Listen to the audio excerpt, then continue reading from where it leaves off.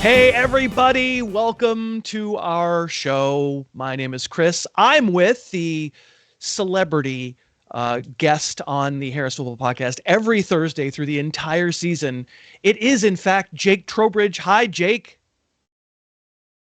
Hello, everybody. I'm very excited to be participating and that you called me a celebrity. I don't know in which order I'm most excited, but I think the fact that you called me a celebrity is probably number one.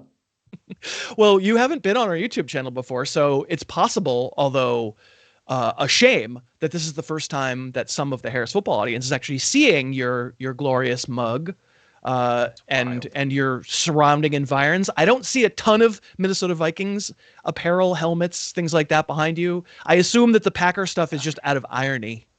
I love a good joke. I think we all understand. All of my Vikings apparel can only be seen from off camera, mostly from the waist down. I've got slippies, I've got PJs.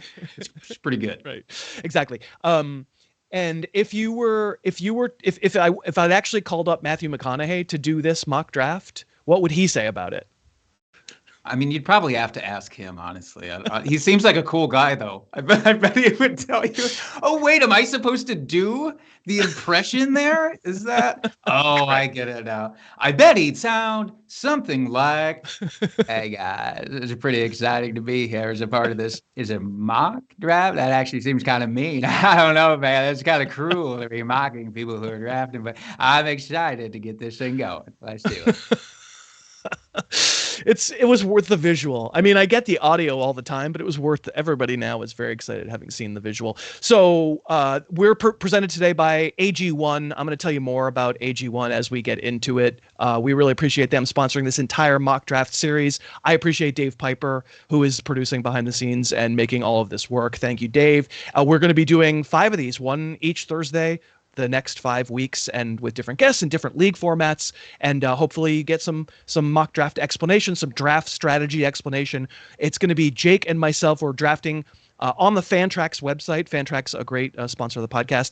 We love the website, so we're just going to use it for these drafts. And we're going to have 10 bots. It's 2 humans, 10 bots.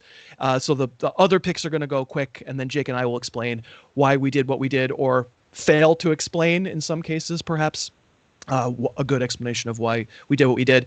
I think that means we're ready to go. So, Dave, I think that means you can hit go and the folks will see the picks. I am picking 4th in this draft. Jake is picking 9th in this draft. It's 12 teams. The format is half PPR.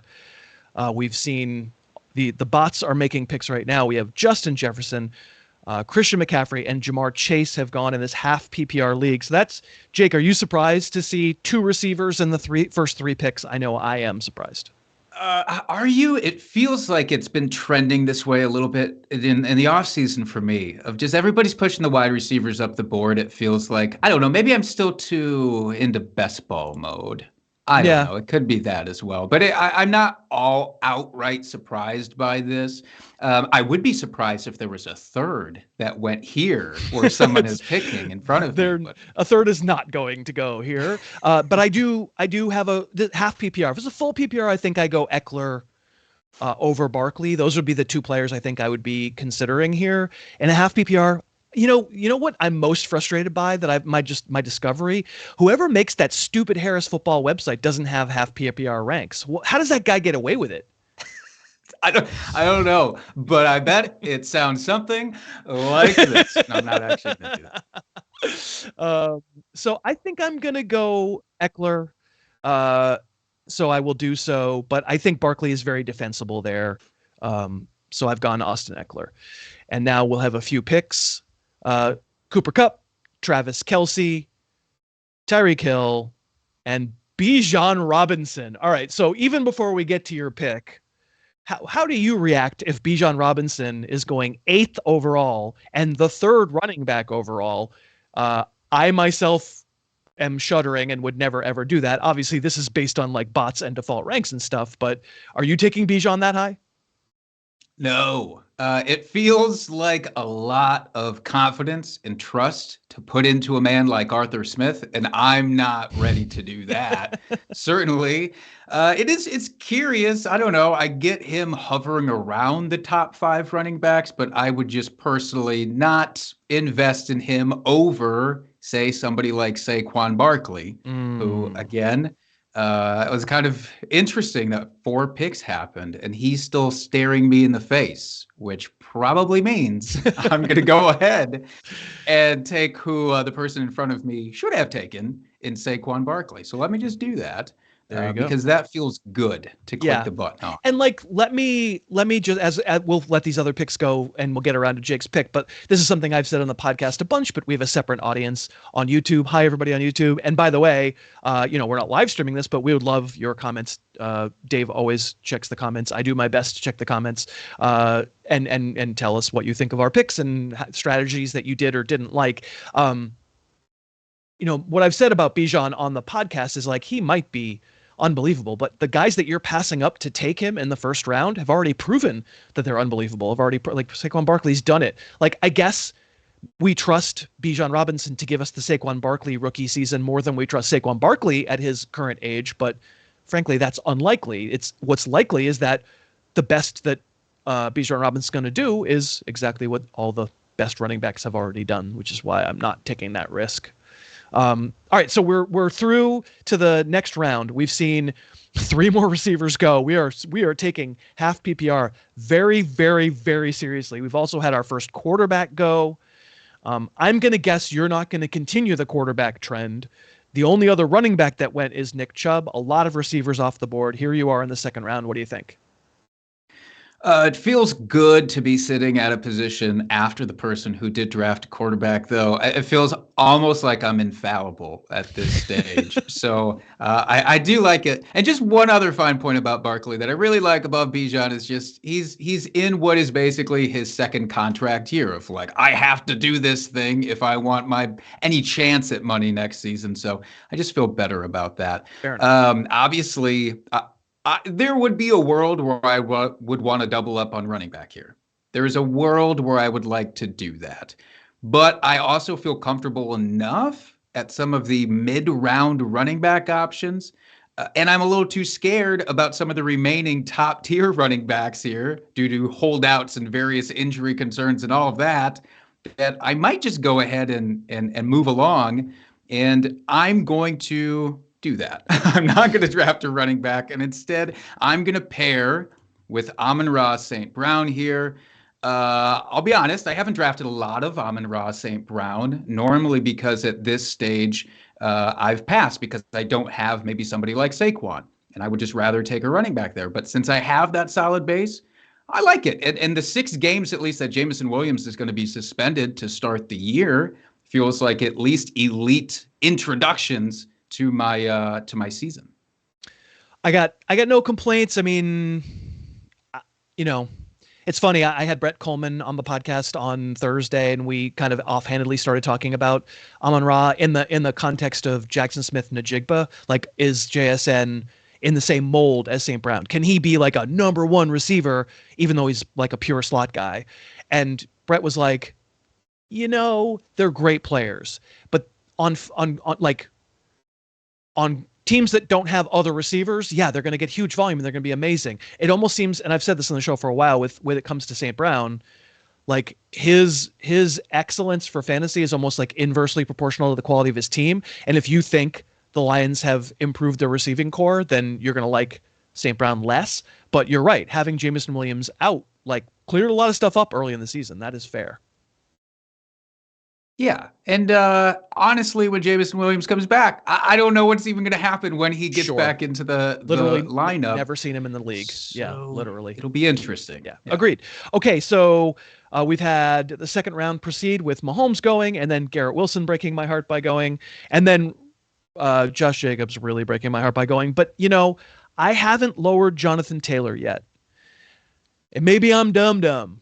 I don't think Jonathan Taylor doesn't like money. So we're doing this draft very early. I might change my tune. Very clearly might change my tune if we get to the 4th week in August and Jonathan Taylor's still no movement, and he's still planning on not playing with the Colts. But these things usually work out.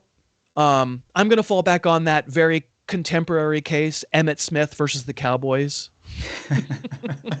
Actually, it's a terrible case to fall back on because Emmitt missed games, and if I take Jonathan Taylor here, that's going to be a bummer if he misses games. But for the moment, I'm going to pair Eckler with Taylor, having had this few running backs go off the board. I agree, there are mid-round running backs that I'm going to enjoy taking, but I'm getting what I still consider to be a borderline first-round pick here towards the end of the second round.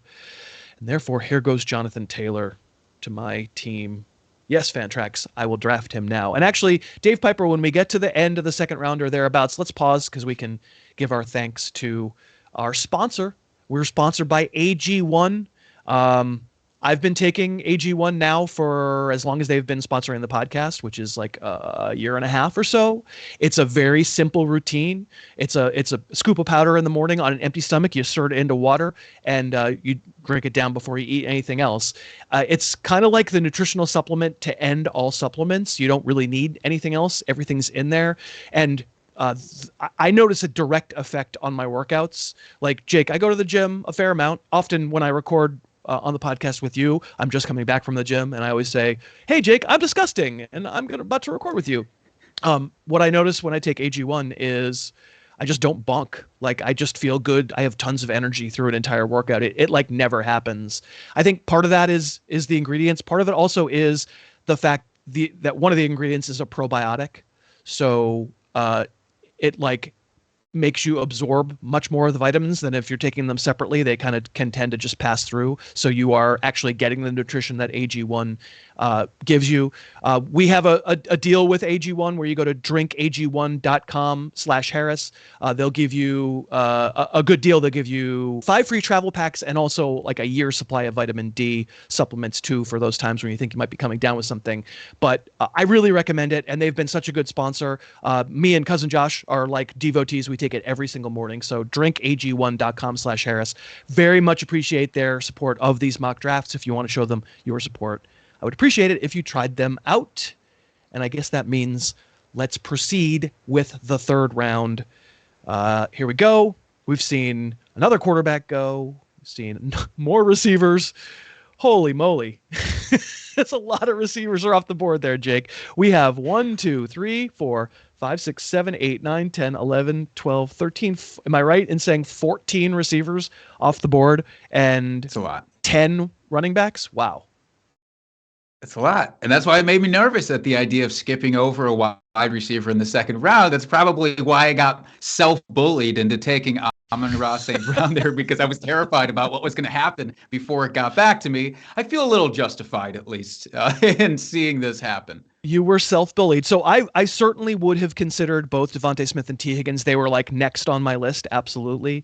And I think among like, I'm going to take a receiver here. And I don't think you go best player available in a 12-team draft where you go, I don't care. Like, in a 10-team draft, you can do whatever you want. Like, it's going to work out. In a 12-team draft, I'm likely to go receiver here because there's still some quality options up there. For me, it does come down to Fantrax's best available on the board right now is Chris Olave.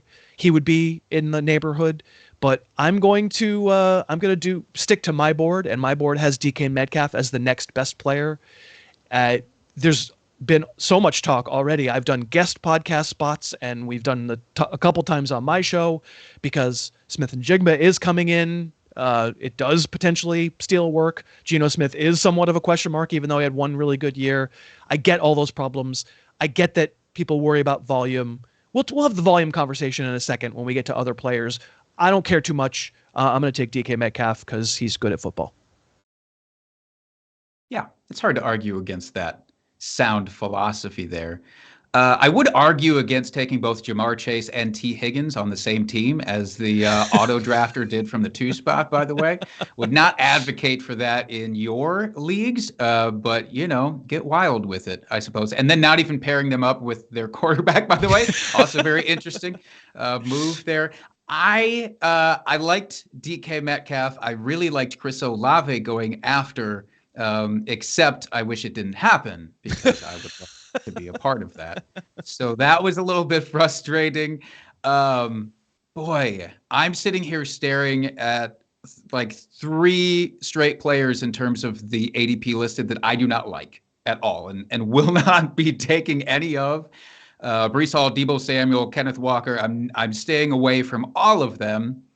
This guy, however, I feel incredibly comfortable getting a new offensive coordinator over with the Chargers and having Kellen Moore come into the fold. I'm pretty excited for Keenan Allen, so I am going to go ahead and jump over some folks to take him onto this team. Even in half PPR, I still feel pretty confident in his abilities. I mean, nobody, he is the old man game, right? So nobody, since I'm an old man, nobody loves Keenan Allen more than I do. He's 31 and was injured last year. I remember the days when people used to call him injury prone, and then he busted out and really kind of wasn't injury prone for like 3 or 4 years in a row there.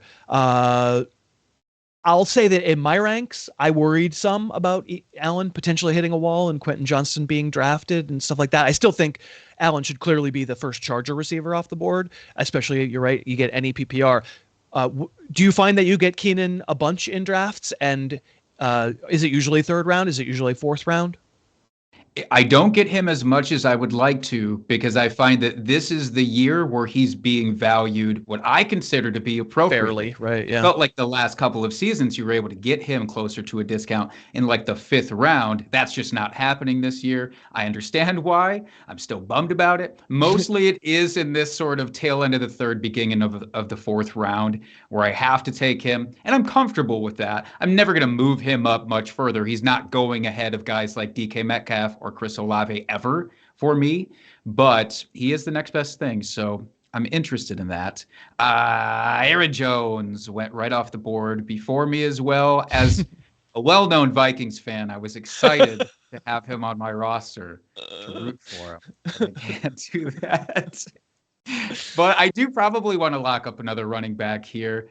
Like you said, yeah, you don't have to get too crazy, I don't think, with positional need in like your 10 teamers, but I think about roster construction basically every pick after the first pick. Is that how you approach it, or do you kind of fade in and out of needing certain players at certain positions? I would say the first 2 rounds, I probably am not thinking about position in a 12-teamer. But I think after that, I usually am. And you're right, because roster construction isn't just about position. It's also about risk profile. Like, you kind of have to sometimes make a call. If I'm going to take someone like Jonathan Taylor, I'm clearly opening myself up to pretty significant risk. So my next pick, my future picks, am I going to just say, yeah, this is the all risk team, I'm just going to take chances here? Or do I want to sort of play it down the middle a little bit? And I have to say my strategy is usually to play it down the middle. So sometimes I will like leaven the risk of someone who's got the scary possibility of not playing football in September, where I'm going to like look for some safer guys. Yeah, that's probably a better way to do it than how I do it. I overanalyze every single round, arguably too much, and probably fixate on it a little bit too much. So maybe I can loosen the shoulders here.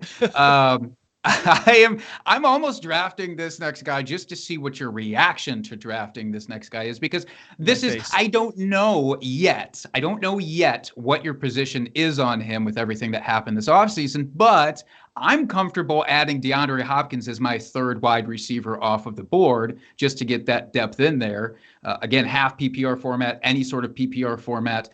In Tennessee, I am of the belief that it's DeAndre Hopkins, and then far away, Treylon Burks can still be usable, but not the guy. What's your thought? This is a fine neighborhood. You're not going to get any like angry bitter face out of me God, this is a pretty angry bitter face anyway, obviously. You're well accustomed to my bitterness and anger, but no, that's fine. Like, he's in a full PPR, my number 33 player. In a standard, he's my 45 player. So in a half, he's number 38 or something. And so what's the number where you're taking him? I don't even know what the numbers are, but it's like 39 or 40, right? So it's perfect neighborhood for him. Absolutely no problem at all. You have my blessing. I wish it would have been better television. What's television? Yeah. We're on television, but you know what I mean? Better video if I was mad, but I'm not. I'm just not mad. It's Yeah, and you can't fake that. The people would know. The people would be able to tell if you were faking. Jake, it would require me to care. It would require me to have ounce of hot blood in my body at this point. No, I do care deeply. Although we're not playing this league out, so I'm going to care for about another 45 minutes, then I'm not going to care at all. So let's recap what's just happened. Since you picked Hopkins, we had the rookie Jahmyr Gibbs go. 2 more quarterbacks, baby. We're down on their list to how many have gone? 6 have gone in the first 3.5 rounds, and then Calvin Ridley goes as well. And I think Calvin Ridley there is probably also just fine. I don't have a huge problem with it. So what am I doing? I probably have to keep track of who's actually been taken. And do I want to go receiver? I'm somewhat tempted getting points per reception by Najee Harris. I don't think he's gone, right? I think that's not awful. I'm probably look. Let me see if I can see receivers. Najee's gone. I'm sorry. Najee went in the 4th round. Hosting this and keeping track of who's not there is genius. You know who I'm going to take? I'm going to go off the board and live my truth. Please I want to see your face. I want to see your face. I want to see your reaction. I'm living my truth. Oh. Yeah, no, I like that. No, I like that. At least it wasn't Debo, who apparently you're very angry about. I'm not angry about Debo Samuel. I'm just not as pleased about Debo Samuel. That's all. And it's mostly to do with the ADP golf. That's all it is. Why mess around with Debo that much earlier when I could just wait on who I perceive to be an equally talented player in just a slightly different scenario on the same team? I'm more than happy to get Ayuk. Yeah, like I think in half PPR they're probably valued about the same for me. In a standard league, I would value Debo more highly because he's just going to get carries and trick plays and goofy stuff that wins me weeks. And in a full PPR, I would pick Ayuk because I think he's a better route runner. I think he's a better guy getting open, helping quarterback to be winning games. That was like a moment of caveman talk. Did you notice that? Quarterback be winning games. Good. Yeah. Very good. Understood. Pretty good, though. And analysis, rock solid. So, yeah, that might be a little early for Ayuk. That's where I have him ranked. I probably could have gotten him in the 5th or the 6th, but I wasn't organized enough to have a custom list for this draft. I'm mostly drafting off of my own list. And so I didn't want to lose him. I wound up with Ayuk. And, as it turned out, 4 more receivers went after me. So that... yeah, man. This is if this is the way these drafts are going to go, that's at least interesting. So, all right. I have 2 wide receivers. I have 2 running backs. I'm professionally looking down at my computer rather than into the camera in order to come up with my next selection. Again, early August as we roll. I'm gonna go, man. I am embracing risk with this team now. It turns out with 2 of the running backs, I'm not positive. Of course, am I positive that he's even ready to go? I'm not, but I'm gonna take Breece Hall with my 5th round pick. The range of outcomes is huge, but the upside is obviously very good. I've heard a lot of discussion comparing Breece Hall and Javonte Williams this offseason and saying, well, aren't there scenarios more or less the same? And then why the ADP discrepancy if that is true? I'm not a doctor. I can't even pretend to be one, but it is kind of interesting. And with the Jets looking, are you not worried whatsoever about the Dalvin Cook of it all? Well, he's, as of our recording, he hasn't signed. Yeah. And so I don't know. Is he going to sign? Obviously, if he hasn't signed yet, it seems like it's a question of money.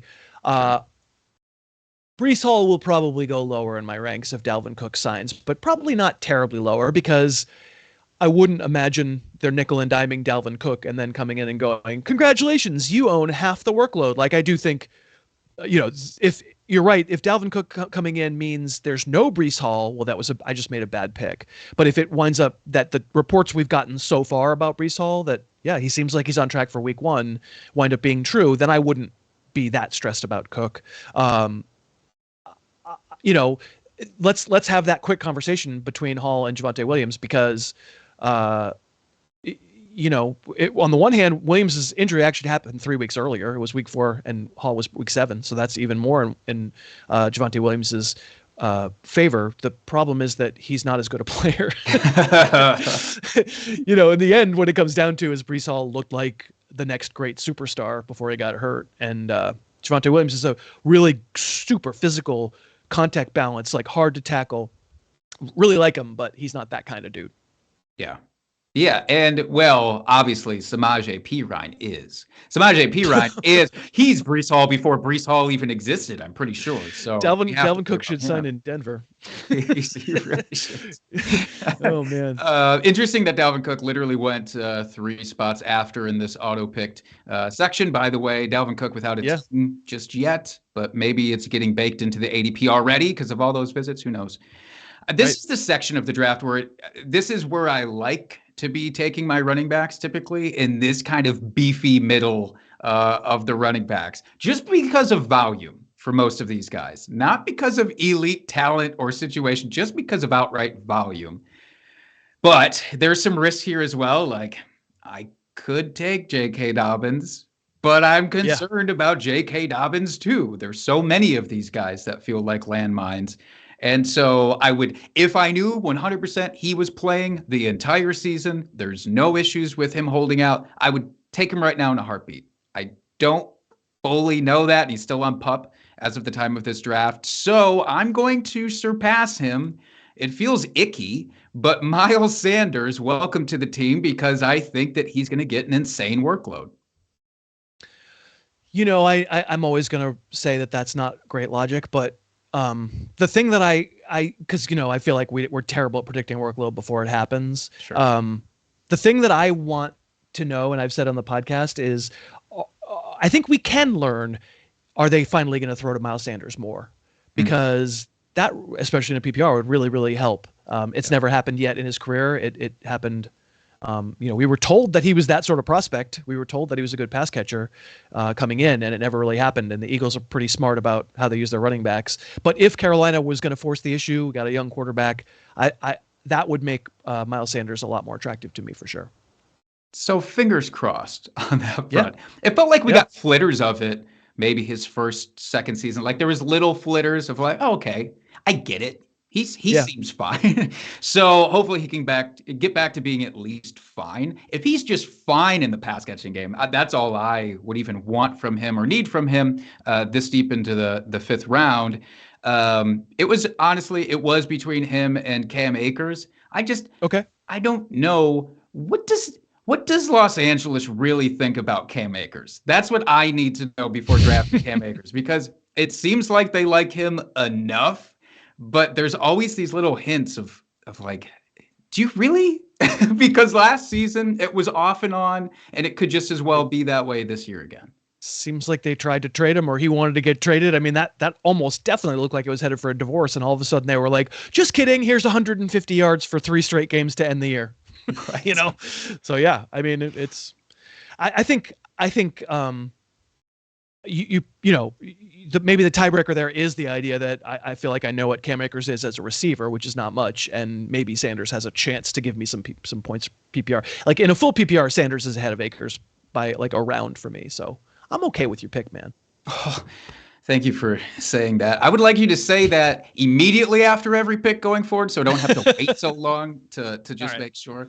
I am now faced with the same predicament from last round, just a few picks later, of J.K. Dobbins still on the board, still staring me at the face, still would be, I think, a fantastic value if we can presume that he comes off the PUP and plays starting week 1 or even like week 3 if he has to make a point.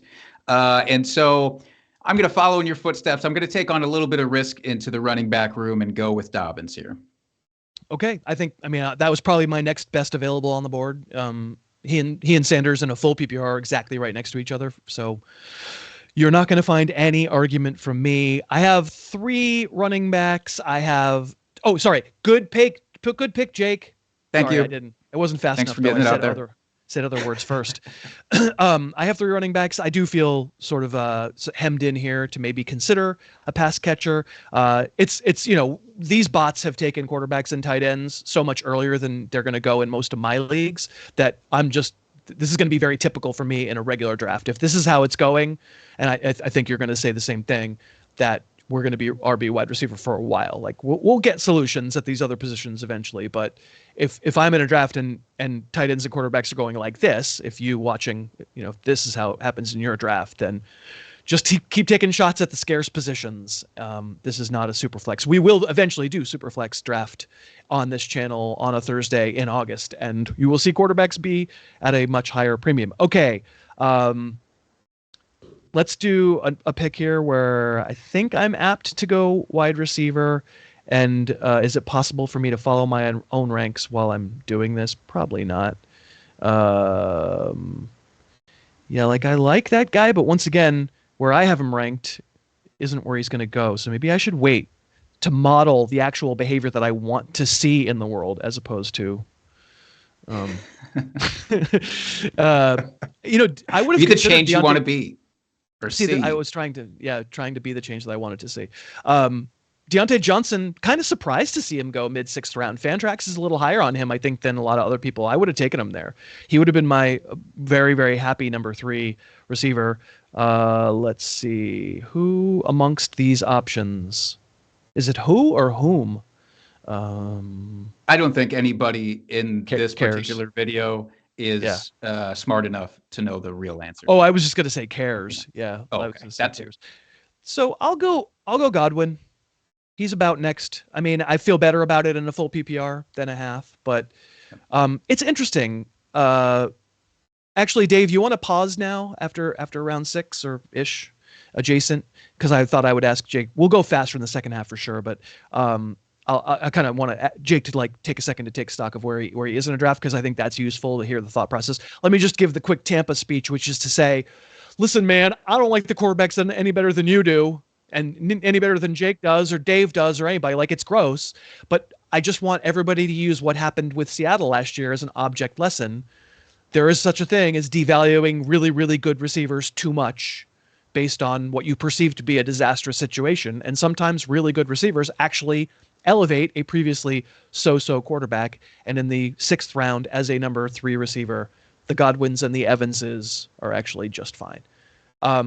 So let me we're through 6 picks each, and we've each done 3 and 3 receivers and running backs.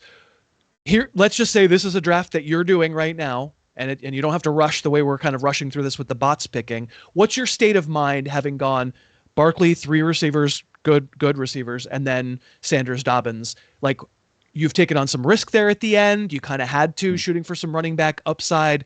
What's your mentality now heading into the mostly non-starter part of the draft? For the most part, I feel very nice and balanced.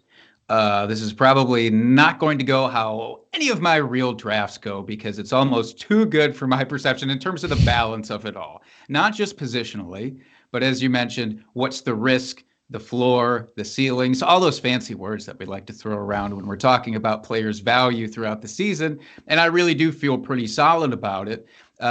There is a part of me that still would like to hammer down a tight end. But I know the reality of this room is that, like you said, it's probably not going to happen. And so how much depth can I get before I have to take my punt on the tight end? That's basically what I'm evaluating right now, is really how much more of this depth do I need before I just say, okay, it's worth it, even if I don't love these tight ends, because the gulf maybe gets a little bit further between each tight end going forward. And just for my part, I'll quickly say, looking at my 6, Taylor, Metcalf, Ayuk, Hall, Godwin, I have embraced risk to an extent that maybe I wasn't in real time recognizing. This is a high upside but scary downside team. You can poke a hole in quite literally every single player that I've taken, even though I think they're all very good players. At this point, 6 players in, it's a risky team. I'm embracing that risk, so I would imagine I'll probably wind up looking for upside in some mid-round picks as well, hoping that I could stumble upon somebody who winds up being able to fill in if one of my risk guys doesn't work out. Okay, so you can restart it again, Dave, and we will explain less and go faster as we go. We are going to do the full 16 rounds, but probably not super accurately relative to my ranks, because I'm busy yammering. I don't know if you noticed, but I'm busy yammering here, Jake. No, I was too busy staring at the 2 tight end setup from Mock Team 2 over here, along with their Chase and Higgins super stack. Do you think that's secretly Pyper? I hope so. I think it's secretly Pyper. All right, let me see what player. I've lost track of what players are taken and not taken. That guy's taken. This is gonna be great video. That guy's taken. That guy not taken. I will see. This is where I would love to take a tight end, but I'm not because many tight ends have already gone. Marquise Brown would have been a good one. I would have considered him. He went right before me. Mock Team 2. Hey, they. No, that wasn't Mock Team. Wait, Mock Team 2 is picking third. Right. Yeah, Mock Team 2 with the 2 tight end setup also broke my heart with Marquise Brown. Yeah, that's right, Harris. Yeah, that's right. Who could I take among receivers that would get a rise out of Jake? I will say your options are probably limited on that front. I don't know how many in round 7 are gonna rise me. Yeah, you're gonna get super upset about how about is this dude available? Yeah, I'll take Brandon Cooks. Somebody had to. Sure. I mean, it's not great. But again, I'm looking for upside. And if Cooks isn't washed, the Cowboys could potentially give him a whole bunch of upside. There's a chance that Cooks is no longer Cooks. It's his age 30 season, but I'm willing to take the chance. Again, I'm trying to bake in some upside to this team now. Yeah, boy, I was hoping. I said what I said about tight ends, and there was still a part of me who was sad to see Darren Waller go off the board just a couple of picks in front of me. He's my teardrop in tight ends. I'll take him, and I have him ahead of Goddard and Pitts for this year for whatever that's worth. He went after them, which I think is pretty typical in most drafts. So I was hoping to get him and not have to worry about the punting tight end, streaming tight end situation. But this is a not real season-long team, so I don't have to stream. So you know what? It's fine. Instead, I am going to we had this conversation already earlier in the episode. I'm going to take Javonte Williams at about a 3-round discount. Is that 3 rounds? That's not 3 rounds. 2-round discount. 2.5 from Breece Hall. Yeah. Right. Okay. When I took Brandon Cooks, I was looking for James Cook. I probably would have taken him, but oh well. I had the wide receiver button turned on. Never do that, kids, when you're drafting live. So I see James Cook going. You're up again.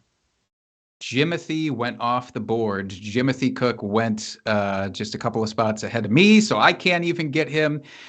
This is a weird section for wide receivers. That's why I was so excited to get a couple of solid wide receivers at the start, because now it just starts to feel murky and kind of gross. And I don't want to be in this situation that I put myself in.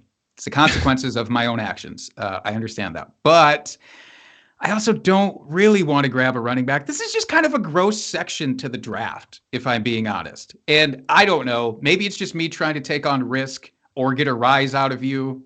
I'm taking a quarterback here at this stage. I'll take Joe Burrow and just say, hopefully the calf strain isn't as bad as it could be, and he's out there week 1, week 2. Yeah, man. It's very obvious the bots were programmed not to take him. I can't imagine he's in any drafts this early where I assume he's going to be fine, that he's going to be quarterback, whatever it is, 8 off the board. Right. Fields and Mock Team 5 has Fields and Prescott on the same team. They saw great value there. They were just like, listen, I can't pass it up. It's too good. It's too good to pass up. So in the name of continued upside, people on the podcast who listen to the podcast are going to be really shocked to see me take Khalil Herbert, whom I may be willing some money to at some point here soon. Like Khalil Herbert a lot. Obviously got big questions about who else is playing in that backfield or whether he gets full workload, but I'm a big fan. We had another 2-team. Man, I'm getting smoked at quarterback by these people drafting 2 quarterbacks at this point. Oh, yeah. Watson and Cousins going together. Yeah, I could do it at this point. I don't mind. I'll take Trevor. It does to a certain point feel a little silly to wait on quarterback just for the sake of waiting on quarterback. Like Absolutely. if you identify somebody out of this tier where you just go, yeah, this is either insane value or there's a big gap, between the next chunk of quarterbacks, then I'm going to do that. Even though, yes, Joe Burrow, very, very unlikely to ever fall that far come an actual redraft draft. Right. I'm going to do that, darn it. And I'm not going to let anybody bully me out of it. I'm still looking at tight ends. I'm still grossed out by the tight ends that I'm seeing right now. So I'm just going to do a quick skip over them. And for me, it's kind of like, which Baltimore wide receiver do I want to add to my roster at this point? And I'm probably going to take the wrong one. So let's just get it out of the way and draft Rashad Bateman. For what it's worth, I really do like Rashad Bateman just from a pure talent perspective. It's just been unfortunate his circumstances, since he's entered the league. We haven't gotten to see it flourish. Maybe we do this year. Yeah, apparently, I mean, as of our recording this, he still hasn't practiced because the foot injury is still a problem, but hopefully he works back in soon. And the first defense is off the board. Mock Team 7 just couldn't hold their water. They were very, very excited, made some wee-wee, and took the Niners defense. And that's the one I wanted, too. Kids, that was your next pick. You got absolutely pipped. Yeah, kids don't do that at home. Apparently these bots are going to take some defenses, but that's just going to make our value picks in the double-digit rounds that much better. What do you think, Dutch? I'm kind of regretting the Rashad Bateman pick so soon. I didn't expect it to be so soon. Thought it'd be after the draft when I eventually regretted it. But now here I am still trying to fill up my last kind of depth spots here. I'm still not interested in a tight end. I am not punting just to punt, but I am waiting for sure here at least another round. Look, it's probably just because I'm a Minnesota guy and I respect Alan Lazard because of how much I got to watch him. But it does feel like I'll jump ahead in ADP. This is also the point of the draft, and maybe you feel the same, where ADP matters less and less and less to me in these stages, where it's just I'm just going to be scrolling. And there's so many guys who I feel kind of misvalued often in these ADPs anyways that I just scroll way down. So don't feel uncomfortable reaching, if that's a thing even still at this stage in the draft. So 100% ADP, just when in the middle rounds, you should be drafting players you like and or that fit your risk profile and or that fit the, potential handcuff of a dangerous player, et cetera. It's much more situation specific at this point in the draft. No question about it. Also these default ranks are not at all what, I've been working with. So, and I should also say, people are sick of me hearing me say this in the podcast, but I don't look at ADP yet. I don't think ADP is meaningful yet. Who's drafting right now to create average draft position? Psychos like us. That's it. Right? So the ADP is fairly meaningless. It's a tiny amount of data that's being presented as, oh, can you believe what the market's doing? The market hasn't spoken yet. So it's 2 weeks from now that I start looking at ADP. So I don't care. If you're a believer that like Rodgers needs a comfort blanket, Alan Lazard's your man. I got it. I'm going to take the chance on Michael Thomas here. It's about where I probably have him ranked-ish. And again, I've embraced the risk with this team. You really have. You really have with this team. You're a better man than I for drafting Michael Thomas. He could fall to around 1,800, and I probably wouldn't take him on my rosters. It's one of those players. Do you ever just get exhausted about a player and just going, I'm going to be more tired if I see you even sitting in my lineup somewhere, so I'm just going to bypass. And by the way, guys, that was not hyperbole. Jake actually is in an 1,800 round draft. It is, they are drafting like zygotes. They are drafting like, that is a deep draft. That's what I'm saying. It's a deep draft. Yeah. All right. Next up. So I've taken Khalil Herbert. I'm going to heed the words of my friend, Brett Coleman, who tells me that Roschon Johnson is a stud and just never got to show it at Texas. So I'm covering my tuchus with Bears running backs, and I'm going to take them both. I was curious to see how this would play out with all three of those running backs there. D'Onta Foreman, obviously, still hanging out there somewhere, kind of as I expected him to be. So, I mean, what's it matter in rounds 8 and 11 if you're handcuffing another player that you drafted 4 rounds earlier in a way. And truly, it's not a handcuff. Herbert's not a starter on this team. You know, he's the 8th round pick. I guess he is if Jonathan Taylor doesn't play the week 1. But you know, I'm there. These are 2 speculative picks to see if somebody wins that backfield outright. I know Herbert is supremely talented. Brett tells me Johnson is supremely talented. So on the chance that I catch lightning in a bottle with one of them, that's what I'm looking for. I like it. I like Jerick McKinnon. That's all I have to say about that pick. Not an extra word of analysis. But you just gave lots of extra words of analysis when you said not an extra word of analysis. Yeah, but I was talking about how I wasn't going to give more analysis, so I think I'm actually okay. Right. I'm in the That's okay zone with that. No, honestly, it's weird. Maybe they really like Isaiah Pacheco. They could. They're not involved. It doesn't seem in the free agent mix with running backs at all. And so hopefully Jerick McKinnon has a real shot to just do what he did last year, but maybe for an extra couple of games would be nice instead of just purely for the fantasy playoffs. And purely a touchdown every game. You're probably not getting a touchdown every game. Fair to say. A guy can dream. Next dream. Up. I'm going to take from the same team. I'm going to roll the dice with Sky Moore. Because I don't know what's happening with the Kansas City Chiefs wide receivers. So I'm going to take my shot. It's pretty incredible that Mahomes won a Super Bowl with that receiving core, and it's somehow worse now. He's pretty good at football, as it turns out. Do I have any tight end that I could make myself start? I mean, again, I think a lot of this is pretty realistic for how I might draft. I'm getting some players that I think I do tend to get, but it's just tight ends are never this scarce this late. Like there are always teams that, you know, you've got multiple teams here have taken 2 tight ends. It's foolish. Yeah. The Hawkinson Kittle team, as you mentioned, not great. So I feel like I'll probably just do it to spite you. As all great fantasy draft picks have been over the ages, out of spite. I'll do it out of spite. Who's my highest? Let me just go to my list. Who is my highest? Oh man, is he available? It'd be so great if I take him. Oh man, this is the best thing that's ever happened. Now I can't wait. Yeah, I did. Oh, come on. Yeah, I did.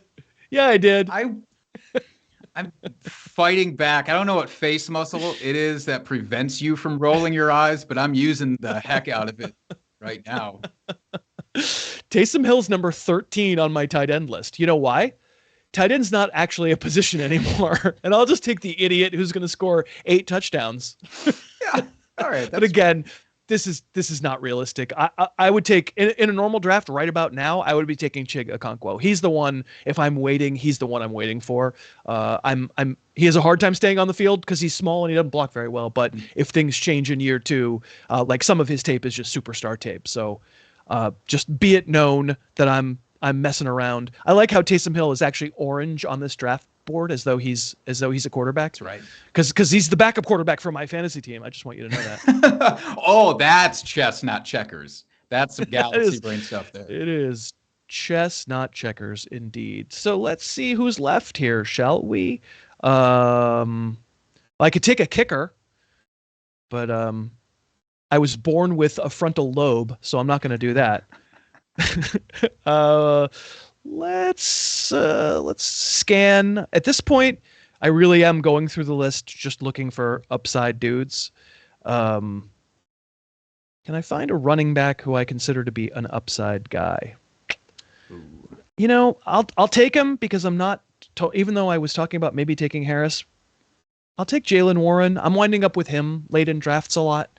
I don't know that I don't know that at the end of the season the Steelers thought there was a huge difference between Warren and Najee Harris. So, it's worth a speculative pick. I like that. Mine is equally speculative with a little bit of comfort. Well, for him and Kendra Miller being drafted, because there is going to be a suspension for sure. We don't know how many games for Alvin Kamara yet, but if he does well enough and Kamara comes back and is just kind of, shrugging off the season to some extent. Not that I'm saying he will do that, but if, then all of a sudden I have, or at least a spot start. If nothing else, I have him for however many games that Kamara ends up missing. So I will take it. I'm going to draft a tight end now. Oh, baby. announcing that I am drafting a tight end in Gerald Everett Wyman. How come your tight end Chiclet there is purple? I thought they were orange. He I think should actually be a quarterback. Oh, he should be kicker. I think he's their backup kicker on their team. So Taysom can get backup quarterback designation. I feel like Everett should get backup kicker designation. By the way, it doesn't really matter for this, but do you draft a lot of like wide receivers, tight ends from the same team? I just realized I did that now. Didn't intentionally do that, but does that factor in for you at all? Like you said early on, you got to be careful. I mean, you don't want to be doing Chase and Higgins, but I think as we go along, again, this is a very risk-embracing team, as it turned out, because I was sort of like putting it together on the fly. I think that would have a tendency to make me be more comfortable saying, sure, what the heck, it doesn't matter. I'll take teammates and hope one of them. That's hence the Rashawn Johnson and Khalil Herbert pick. But generally speaking, again, beyond round 4, 5, I feel like I've thematically set up my team, and now I'm kind of just trying to pick the players I like. And lastly, I'll take the bench stash spot on Jameson Williams. Don't even really know what he's in the league yet. Not going to see him for a good 6 weeks, but we'll take the chance. You know what this means? I don't think we have a choice. I think we have to. Oh, do we have a choice? We'll do it anyway. We'll take kickers and defenses, because that way we can get out of here. Poor Pyper needs us to move along. And I don't know. Do I really even have defensive ranks? I don't care. I just got to tell you, I just don't care. Dolphins defense feels so great about it. Yeah, you should. I don't have defensive ranks, but I am defensive of my ranks. So don't come at me about them. Don't even question. Don't even ask. Just assume that they're right. I went kicker just to be different than you. Oh, baby. I took a kicker in Jake Moody. For what it's worth, if I have any bit of analysis about kickers, it's just try to find a team that you hope scores a lot. And if Brock Purdy comes back and the rest of the team looks as good as they did with him, hopefully they score a lot. And then my kicker gets a bunch of points. That's what I've got there. That's great analysis right there. Yeah, thanks. I've put a lot of effort into that. You can tell. Yeah. Boy, Denver, I guess, come on board. That doesn't feel good, but nobody was going to feel good in that spot, I don't think. I just realized what a huge gaffe we both made by only taking one quarterback. The gaffe of all gaffes. Yeah. Not a gaffe. Not a gaffe. All right, we got a kicker, and that's going to do it for this draft. Again, I said it towards the beginning. I'll say it here at the end. We'd love to have your comments and tell us what you think. It's kind of... It's don't nail us too hard, I guess is what I'm saying, because we're trying to do this live and quickly. But roster construction wise, just tell us what you think of our teams. I know that Mock Team 2 would love for you to tell them, because it's Dave Pyper, what they think of their team. And any other comments about players that you think we're wrong on or right on, please leave it down in the comment. Please like the video. We do appreciate when you do that. And we thank AG1 for sponsoring again. It's a daily habit for me. I take it every morning. And I really, really do. If you're looking for nutritional supplement, if you're looking to feel better when you work out, if you're looking for fewer pills to take, just one drinking of a liquid, and it's quite good, go to drinkag1.com/Harris. We do appreciate them. And Jake, I appreciate you for doing this. I hope you had fun. Your podcast appearances don't actually start until September, so this might have to do it for your Harris football exposure for like a month. Are you going to be okay with that? I mean, I might be okay. I don't know if your listeners/viewers are going to be okay. We'll see. Will they last? It's a good question. I'm not sure. Thanks for doing it, buddy. Thanks for having me. Thanks so much for watching. Please, please, please smash that like button. Write a comment. Tell us who else you'd like to see us review film on. And of course, best of all, please subscribe to our channel and then click that little bell above the subscribe button, and you'll be notified whenever we post a new video.